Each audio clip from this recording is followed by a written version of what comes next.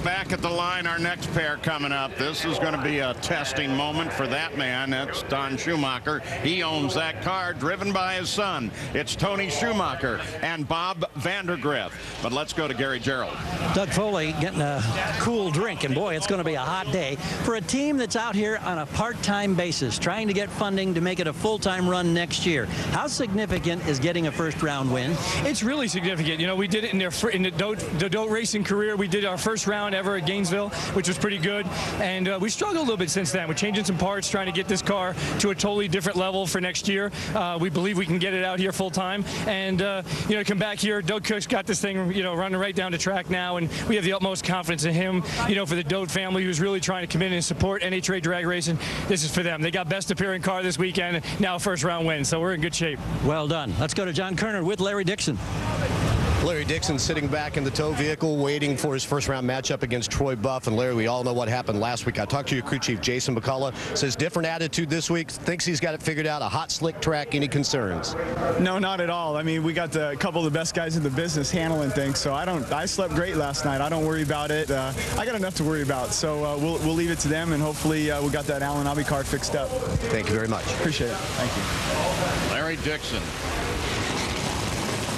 Man, is this an interesting matchup. Bob Vandergriff and Tony Schumacher. And Schumacher is starting 12th, his worst start since Dallas of '07. And take a look at the weather, Mike Dunn. It's going to be the warmest day of the weekend. We're already up to 86 degrees. And look at all the moisture in the air. 122. Remember, anything over 100 is a lot of moisture. And, boy, that is going to play havoc for these teams, especially tied in with that track temperature that's already at 114 degrees. Going to be a challenge for everybody, Dave Reeve. And that means the guys are going to have to change the blower overdrives, work on the head gaskets, work on the compression. Talk to the guys. They say that the track, despite the fact that it looks pretty good at times, is actually quite touchy. So the crew chiefs are going to have to be a little ginger going up there right now.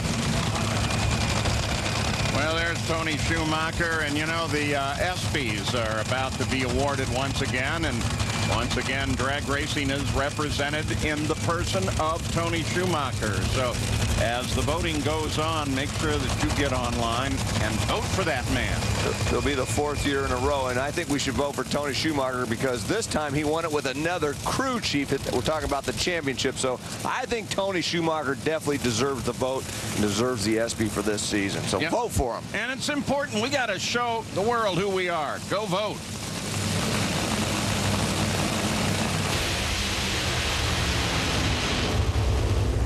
Good race.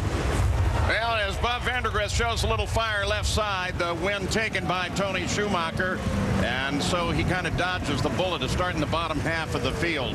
Tony Schumacher with a 390, 310-mile-an-hour pass. And we got the Goodyear blimp here today. It gives us incredible coverage. Saw Bob Vandergriff with 200ths of a second advantage off of the starting line, but then that Army car was just charging through the middle of the racetrack. He was running 273 miles per hour at the 8th to Bob Vandergriff's 266, and then you saw the engine problems at the end for Bob, which slowed that car down and allowed Tony Schumacher to make it to the next round.